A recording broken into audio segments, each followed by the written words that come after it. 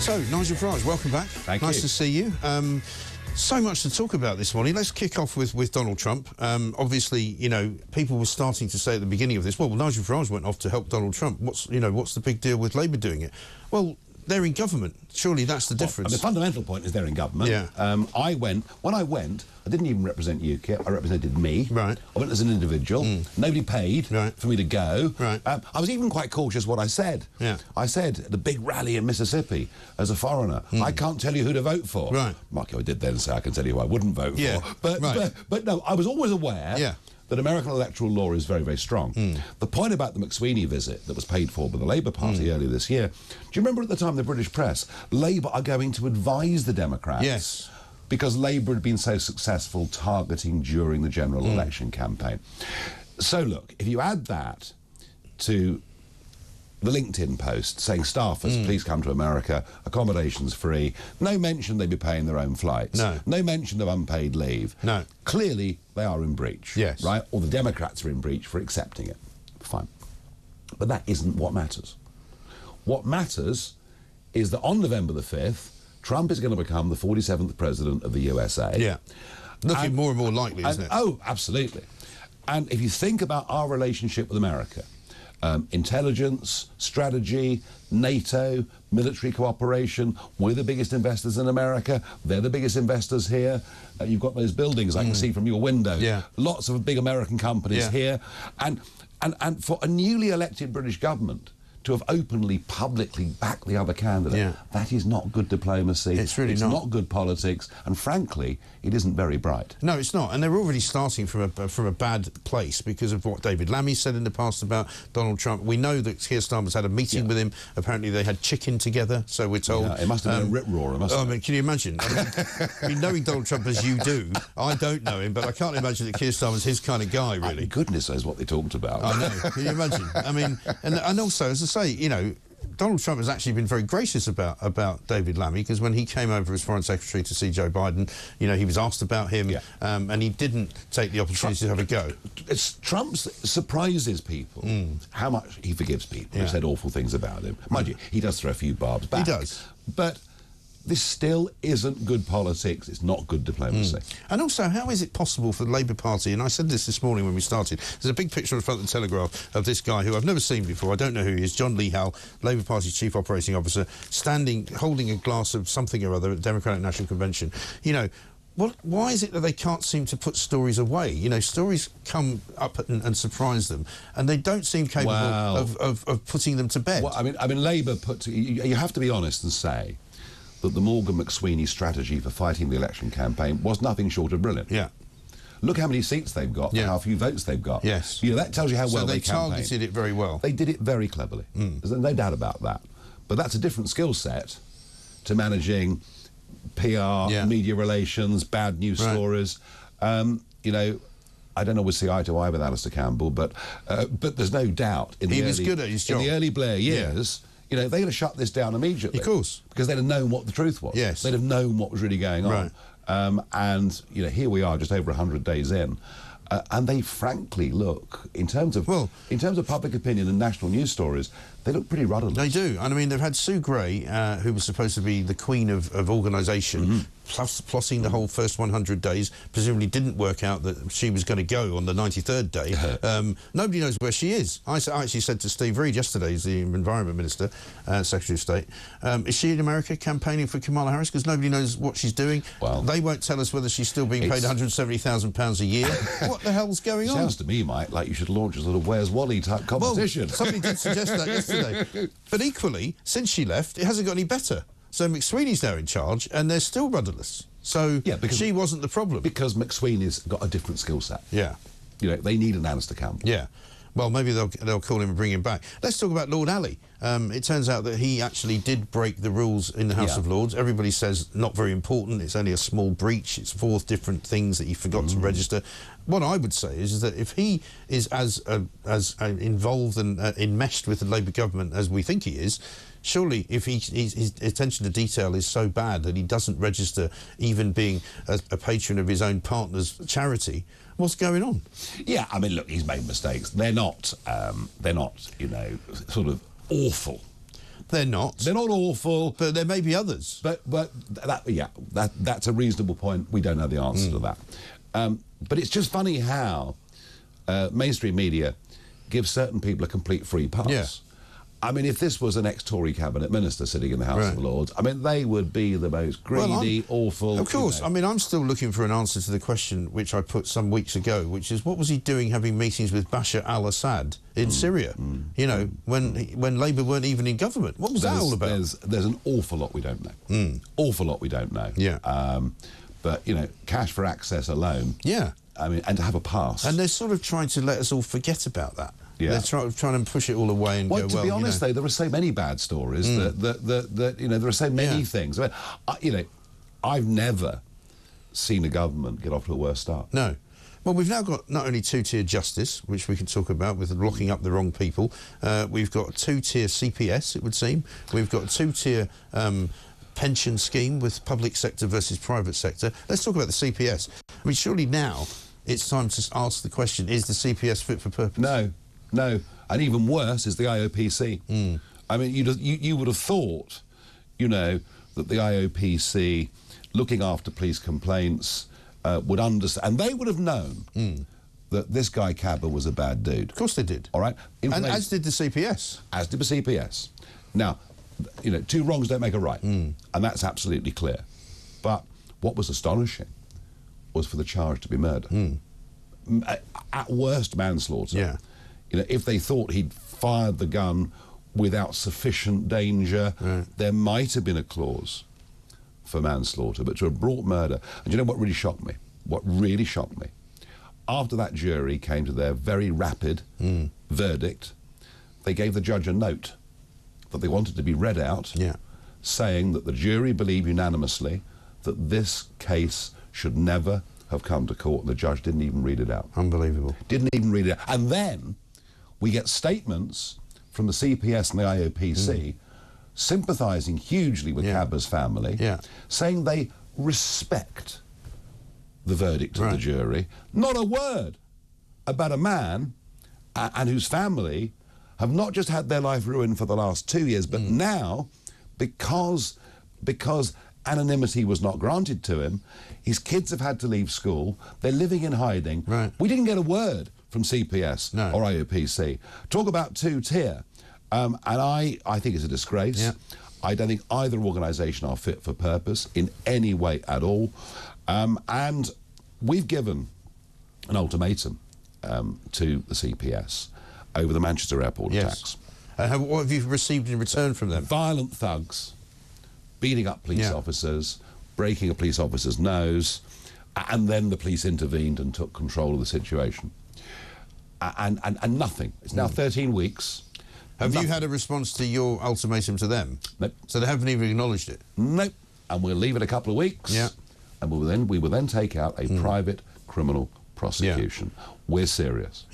And why not look as well into the family of Chris Cabba, you know, who also, as you say, must have known about his background. They pushed big time for the police officer's name to be published, but they also pushed big time for Cabba's background not to come out. And on the day after the verdict of not guilty came in, the judge was still of a mind to keep those details private. Yes, I find that extraordinary. On the anonymity of the police officer, I mean, to be fair, it was the press that wanted his name, but his brief pleaded with the judge and said, look, I understand why people's names need to be out there. It's a matter of public interest, but in this case, given, and of course, you know, he didn't say it, but given we're dealing with gangsters, you know, I have to say, credit to Yvette. Yes, because she's now changed the rules. You know, I was in Parliament yesterday morning when she said, right, in future, there should, in cases like this, be a presumption of anonymity. Now, still gives the judge, obviously, the power to overrule that, but a presumption of anonymity. And I must admit, it's the first time I've sort of cheered. I said the same. I said the same. You know. And very incredible. I said, you know, finally I've seen her do something which is good. Let's talk about Sadiq Khan as well, because Sadiq Khan's statements, both before the trial and since the trial, have been woefully inadequate when it comes to supporting the police. But hang on, he's supposed to be running the Metropolitan Police, isn't he? Well, you would have thought so. Look, there are some people in this country who want virtually every piece of politics and conflict to be broken down on racial grounds and racial injustice. And it's just a disaster. It is. It doesn't bring society together. It drives society apart. And I think, do you know what? Do you know what? If I got something as badly wrong as that, I would honestly say, do you know what? I got it wrong. I'm sorry. We have not heard a word of apology. Nothing. Nothing at all. Nothing. We have got some news on Khan this morning. I don't know if you've heard this. No. This has nothing to do with that, but the company, the events company, who provided him with £3,000 worth of Taylor Swift tickets, has now bizarrely been given a contract to do the Diwali celebrations for the Greater London Assembly and the St Patrick's Day parade for next year. Pure coincidence. I mean, I'm sure, no, pure coincidence. Lucky. Fortunate. Very fortunate. Extraordinary. Let's talk about reform, because, you know, you're making quite a splash, it seems to me. I love watching you and Richard Tice and the others asking questions when the groans come from the other side. As soon as you mention two-tier policing or as soon as Richard mentions net zero, oh, you know, you can hear them. They don't like it up. You, they don't. But you've got a new plan because obviously we've got local elections coming up. You've thought about possibly co-opting people and moving people from one party to another. So I have to do a job as an MP. I have to do the job, you know, both in the constituency and in the Commons, to the best of my abilities. Most of my time now is taken up with party management, party structure, party organisation. There aren't many people in the country who've ever had an experience of building a party from nothing into being a national machine. There are 21 English county councils and 10 unitary authorities, so for example Cornwall is now a unitary authority, that are up for election next year. The elections come 4 years on from peak Boris, 4 years on from a day when everything looked amazing for them. They won the Hartlepool by-election. So number one, we are recruiting candidates, we're doing our best to vet candidates, we're setting up local voluntary branches in constituencies, and that work goes on every day. But I've written overnight to 1,352 Conservative county councillors to say, look, guys, most of you will lose your seats, you know, but if you believe in what I believe in, as opposed to what your parliamentary party's been doing for the last 14 years, I'm giving you an opportunity to come and stand for us. And what I do know... And also, in an election, it's not as if they're just going to switch. They will have to stand in an election for reform. Absolutely. Yeah, and I've made the point, you know, we are never against standing aside for anybody. We did that in 2019 without perhaps the kind of result that we really wanted. So, yeah, and we're very ambitious. And, you know, we've got a huge amount to do, but I think our potential next May, first Thursday of May next year, is you will see us break through on a national stage in a way that perhaps most people don't yet anticipate. And do you think you can now defend reform as an organisation better than perhaps when you got elected, because people were critical of the way that it was run, that it was a private company and all of that? Do you feel that you could now stand up and go, look, it's a problem, now here it is, this is the organisation? Mike, we're going through a legal process, you know, where I will not be the majority shareholder. Mind you, it did make decisions easy, but... well, I mean, I've always said that, you know, dictatorship's far better. You get a lot more done. The point was that reform was an infant and now it's an adult. So we're going through a legal process where the party members become the shareholders. We have a constitution. So the democratisation of the party is going apace. What I've now got to do is professionalise the party. And I don't mean, you know, make it dull and make everyone identikit far from it, but just get us to a level where we can competitively fight elections next year, and we fully intend to. Excellent. Let's talk about Remembrance Day. Some parades apparently are not getting insurance. So I was contacted by some constituents yesterday. The town of Walton, which, by the way, has the first ever statue in Britain to a private soldier. Oh, really? He was a Walton lad that won the Victoria Cross in 1918. So Walton every year have a parade, you know, the local associate scouts, etc., whatever, have a parade to the memorial and a wreath laying, and they're told now the parade can't go ahead because the Royal British Legion can't get insurance for such parades. I've looked into the figures, and over the last 5 years in the county of Essex, we've gone from 77 parades to 9. Wow. So I've said to the district council, I'll pay for the insurance if necessary, but it does just go to show what's going wrong in our country. You know, this most sacred of days for many people, still a day that hurts. Of course, a day that hurts and really means something. So I'm worried about that. I did this morning see that the Royal British Legion are advertising quite good money for a D&I expert. A diversity coordinator. I mean, you know, and it's... And the worry is you get another amazing institution, you know, been there, fully formed, their first Poppy Appeal in 1921. I mean, for goodness sake, we don't want these lot taken over by the woke mob. Since I mentioned it, I've had people saying that's the last Poppy I buy. And you don't want that. You want people to buy the poppies. Same as the lifeboats, mate. Yeah. Same as the lifeboats. Yeah. You know, I made the argument about the lifeboats being a taxi service. Yeah. You know, I've never been against the lifeboats. I'm for the cruise, etc. But it's one thing that right through the public sector, the private sector, the charity sector, this obsession with woke causes. In America, the pendulum's turning. You know, you've got firms like Harley-Davidson, etc., saying, right, you know what? We're now going to employ people on the basis of their ability. Yes. Yeah, there's an old-fashioned Well, scenario. there you are. Yeah. I know you've been critical of Robert Jenrick. I'll let you go in a second.